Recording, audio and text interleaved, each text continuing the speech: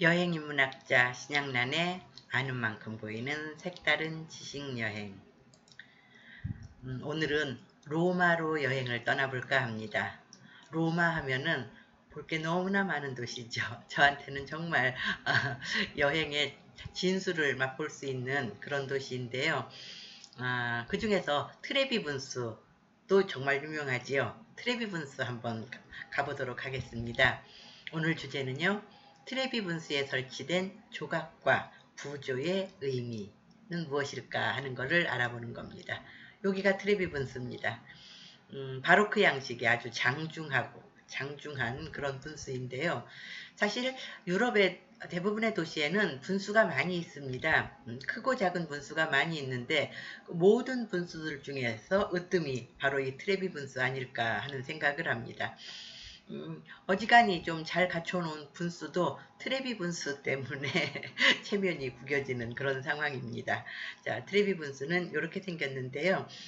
오늘은 이 트레비 분수에 설치된 여러 가지 조각 혹은 부조 그런 것들이 어떤 의미가 있는지 그거를 살펴보는 시간으로 하겠습니다.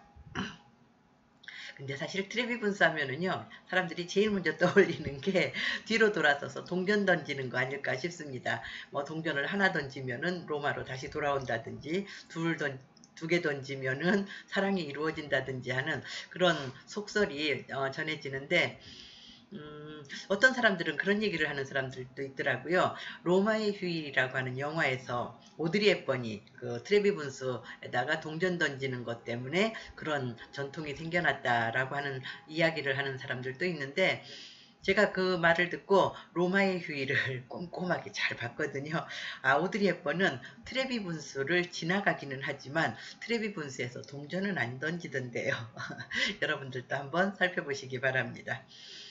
사실은 여행자들이 굉장히 많이 몰리는 도시다 보니까 그 트레비 분수에 와서 동전 던지는 사람들도 많고 그러다 보니까 뭐 그것도 무시 못할 양이 되나 봐요.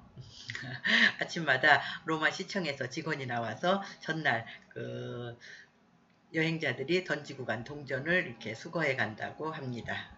대단히 많은 양인 거를 여러분들도 알 수 있을 겁니다. 원래 분수라고 하는 거는요. 현대 도시에서의 분수는 미관을 위해서 설치하는 경우가 많지만 옛날에는 사실은 동네 공동 우물의 기능을 한 것이 분수입니다.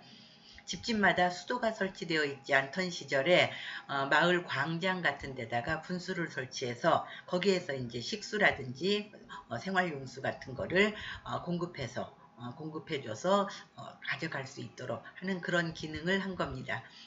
현재 트레비 분수가 있던 자리에도 그러한 동네 공동우물의 기능을 하는 분수가 있었습니다. 지금 화면에 보이는 그 상단 윗부분에 있는 왼쪽 그림을 보면은요, 현재의 분수와는 비교할 수 없을 정도로 아주 조촐한 그런 분수가 있었다는 것을 알 수 있습니다. 이것이 트레비 분수, 과거에 현재의 트레비 분수가 들어서기 전에 트레비 분수, 그러니까 분수였다는 것을 어떻게 알 수 있느냐. 아무리 봐도 지금 분수하고는 너무나 다른데 그것이 어떻게 트레비 분수의 옛 모습이라고 할 수 있느냐. 뭐 이렇게 생각하실 수도 있겠습니다. 다른 건 잘 모르겠지만은요. 그 트레비 분수 앞에 있는 성당을 한번 보시기 바랍니다. 그게 산티 빈센초의 아나스타시오 성당이라고 하는 곳인데요. 뭐 과거, 현재의 모습과는 전혀 다른 분수가 있었던 과거, 그리고 마차가 다니던 때의 트레비 분수, 상단 오른쪽에 있는 분수요. 그리고 이제 하단에 보이는 분수가 현재 여러분들이 로마에 가시면 볼 수 있는 현재의 모습인데 다른 거는 모르겠지만은 공통적으로 산티 빈센초의 아나스타시오 성당은 있습니다. 그러니까 그 위에 왼쪽에 있는 그 분수도 분수가 바로 현재의 트레비 분수가 들어서기 전에 있었던 분수다라고 하는 것을 알 수 있습니다. 그러니까 환골탈퇴한 그런 분수가 되겠습니다. 트레비 분수에서 제일 먼저 시선이 가는 것은 아무래도 네프누스죠. 원래는 이제 바다의 신은 그리스 신화에서는 포세이돈이라고 하는데 로마는 로마 제국의 영토였으니까 로마 신화 속 이름을 따서 넵투누스라고 부르는 것이 맞을 겁니다.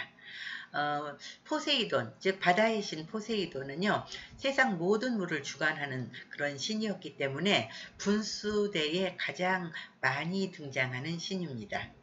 그래서 그 유럽의 다른 도시에서도 넵투누스 혹은 포세이돈이 설치된 조각을 많이 볼 수가 있는데 트레비 분수의 넵투누스가 제일 멋집니다. 그래서 다른 분수대의 포세이돈은 조금 조잡하게 보인다거나 좀 볼품없이 보인다거나 뭐 그런 그런 경우를 볼 수가 있는데, 즉 트레비 분수의 넵투누스가 다른 포세이돈 넵투누스들한테 민폐를 끼치는 거 아닌가 하는 그런 생각을 합니다. 중앙에 서 있는 그 신이 넵투누스 포세이돈입니다. 그 다음에 포세이돈 넵투누스의 양 옆에 날개 달린 말을 조종한 게 몰고 있는 청년의 모습이 보이거든요. 포세이돈의 아들 트리톤입니다. 그리고 양쪽에 보면은 말이 조금 자세가 달라요. 하나는 좀 얌전해 보입니다. 그리고 하나는 굉장히 사납게 날뛰고 있는 모습을 볼 수가 있는데, 위에 사진에서 보이는 그 얌전한 말은 잔잔한 바다를 상징하고요.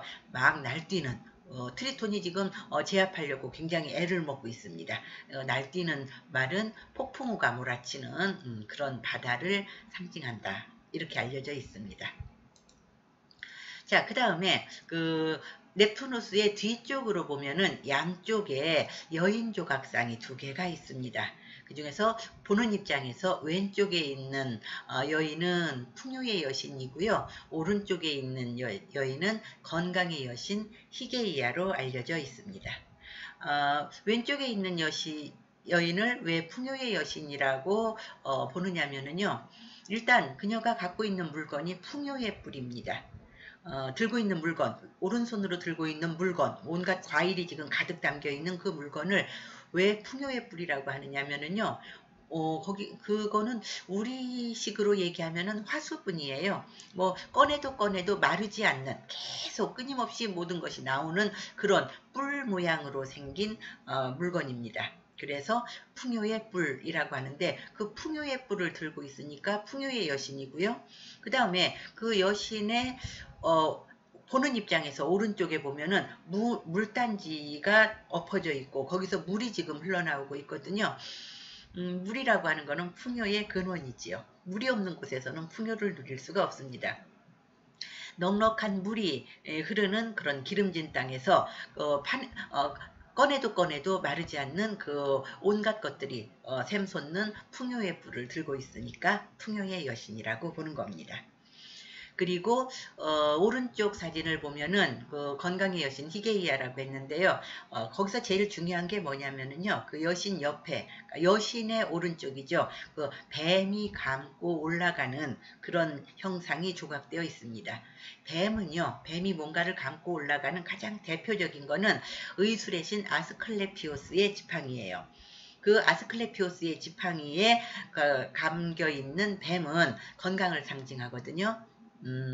그 아스클레피오스의 딸이 히게이아입니다. 그래서 아버지가 가지고 있는 그 뱀이 감고 올라가는 지팡이에서 영향을 받은 뱀이 감고 올라가는 물건이 있습니다. 요거는 건강을 상징하는 것으로 보아서 건강의 여신 히게이아다, 이렇게 봅니다. 그리고 이제 벽면에 부조가 2점이 설치되어 있습니다.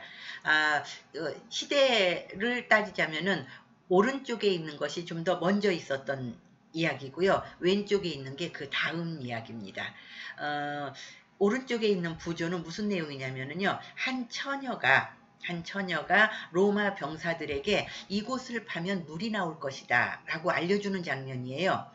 옛날 로마 제국이, 로마가 이제 주변을 왕성한 군사력을 동원해서 정복전쟁을 치르던 때, 한 번은 이제 정복전쟁을 치르고 로마로 돌아오던 그 병사들이 굉장히 목이 말랐다고 합니다.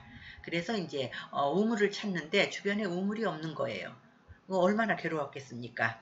그때 한 처녀가 나타나더니 나를 따라와라. 내가 물이 나올 만한 곳을 일러주겠다. 라고 해서 그 병사들을 데리고 가더니 여기를 파면은 물이 나올 거다. 라고 일러줬다는 겁니다. 그래서 팠더니 과연 샘이 솟았다라고 합니다. 그래서 그 샘을 처녀의 샘이다 라고 불렀대요. 처녀가 알려준 곳을 팠더니 물이 솟았기 때문에.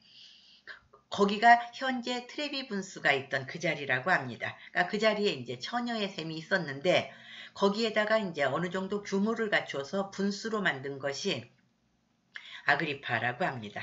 아그리파는 여러분들이 미술 시간에 그 석고상, 석고대생 할 때 많이 봤던 그 아그리파 맞습니다. 그 사람입니다. 그 사람이 이제 그 처녀의 샘이 있던 자리에다가 분수를 만들었다. 그것이 현재 분수는 아니죠. 현재 분수는 바로크 양식으로 이제 근세에 만든 거고, 아까 처음에 사진으로 보여드렸던 그 조촐한 모양의 분수가 바로 그 아그리파 당시에 만든 원래의 분수가 아닌가 싶습니다. 이제 아그리파가 분수 건설을 명령하는 그런 장면이 부조로 조각되어 있습니다. 그리고요, 이제 그 부조가 있는 그 위쪽으로 보면은 4명의 여인 조각상이 보이는데, 가장 왼쪽에 있는 여인은 이런 물건을 들고 있습니다. 아까 풍요의 여신 설명할 때 보셨던 풍요의 뿔입니다. 제가 볼 땐 이거는 겨울을 뜻합니다. 이제 봄, 여름, 가을에 농사 지어서 거두어 들인 거를 겨울에 꺼내서 쓰는 거잖아요. 그런데 이제 끝없이 나오기를 바라면서 그 풍요의 뿔을 들고 있도록 했습니다. 계절의 여신 중에서는 겨울의 여신으로 보입니다. 그리고 그 바로 옆에는 그 밀이삭을 들고 있는 여신이 있는데 저는 여름의 여신으로 봅니다. 왜냐하면은 밀농사는 여름에 수확을 하거든요. 여름의 여신이고요. 그 다음에 그 옆에 있는 여신은 포도주 잔을 들고 있고 포도가 담긴 바구니를 들고 있습니다. 가을의 여신으로 봅니다. 왜냐하면 포도 수확은 가을에 하는 게 정석이거든요. 가을의 여신으로 보고요. 맨 오른쪽에 있는 여신은 꽃바구니를 들고 있습니다. 꽃바구니라기보다는 그 앞자락에 꽃을 가득 담고 있고 머리에도 화관을 쓰고 있습니다. 봄의 여신이 아닐까 생각합니다. 근데 이제 봄, 여름, 가을, 겨울이 순서대로 배치는 안 되어 있지만은 그 지니고 있는 물건으로 볼 때 사계절을 뜻하는 계절의 여신들로 봅니다. 그리고 이제 맨 꼭대기를 한번 살펴보겠습니다. 맨 꼭대기에는 이렇게 생긴 물건이 있는데요. 일단 그 사진 속에 맨 위에 보이는 모자는요. 교황이 쓰는 모자입니다. 3개의 왕관이 겹쳐져 있는 형태라서 삼층관 혹은 삼중관이라고 하는 모자인데 교황만이 쓸 수 있는 모자입니다. 그리고 그 삼중관 뒤쪽으로 열쇠가 대각선으로 교차되어 있는데 이거는 교황을 상징합니다. 베드로의 수제자인 그 교황으로부터, 그러니까 예수의 수제자인 베드로로부터 계보가 이어지는 교황을 뜻하거든요. 그러니까 삼중관과 열쇠는 교황을 뜻하고요. 그리고 그 아래에 있는 거는 그 어느 교황의 가문의 문장이에요. 교황은 자신의 가문의 문장을 갖다가 활용해서 자신의 문장을 만들었거든요. 문장은 교황 클레멘스 12세의 문장입니다. 자, 한번 12세 클레멘스 12세의 문장을 한번 더 확인해 보도록 하겠습니다. 왼쪽에 보이는 것이 교황 클레멘스 12세의 문장이고요. 그것이 지금 트레비 분수 꼭대기에 설치되어 있는 겁니다. 요게 이제 교황의 문장이고요. 클레멘스 12세는 이렇게 생긴 사람입니다. 그러면은 트레비 분수 꼭대기에 왜 교황의 문장이 설치되어 있을까 하는 걸 생각해 볼 수 있죠. 왜냐하면은 클레멘스 12세가 그 현재 우리가 보고 있는 분수를 건설하라고 명령을 내렸기 때문에 그렇습니다. 교황 클레멘스 12세는 1730년에서 1740년에 제위했던 사람이고 트레비 분수는 1732년에 건설하기 시작해서 1762년에 완성되었으니까 클레멘스 12세가 완공하지는 못했네요. 그러나 건설을 명했기 때문에 그 분수대 꼭대기에 클레멘스 12세의 그 문장을 설치를 한 겁니다. 그리고 왜 로마의 그 분수대에 교황의 그 문장이 설치되어 있느냐 하면은요, 그 당시는 로마를 교황이 다스리던 땅, 즉 로마 교황령에 해당했기 때문에 그렇습니다. 그러니까 트레비 분수를 보면서 여러 가지 사실을 알 수 있는 거지요. 자, 오늘 여기까지 설명하고 마치도록 하겠습니다. 감사합니다.